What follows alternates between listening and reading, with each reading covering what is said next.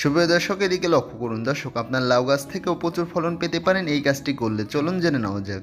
শুরুতে আমরা চা খেয়ে লিকারগুলো ফেলে দিই। এই লিকার ফেলে না দিয়ে এগুলোকে একটি পাত্রে রেখে এর মধ্যে আমাদের আরও 1 লিটার পরিমাণ পানি দিয়ে 2 থেকে 3 দিনের জন্য রেখে দিতে হবে।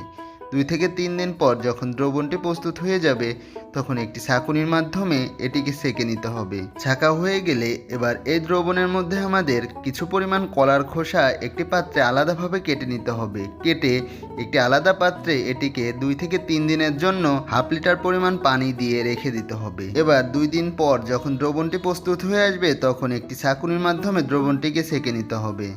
ছাঁকা হয়ে গেলে এবার আগে থেকে তৈরি করে রাখা চায়ের লিকারের এই দ্রবণটি ভালোভাবে মিশিয়ে এটি সপ্তাহে একবার প্রত্যেকটি গাছের গোড়ায় এভাবে দিয়ে দিতে হবে। এতে করে কি হবে, গাছ দ্রুত বৃদ্ধি পাবে এবং গাছে প্রচুর পরিমাণে ফুল আসতে শুরু করবে এবং দ্বিগুণ ফলন পাওয়া যাবে। ধন্যবাদ সবাইকে।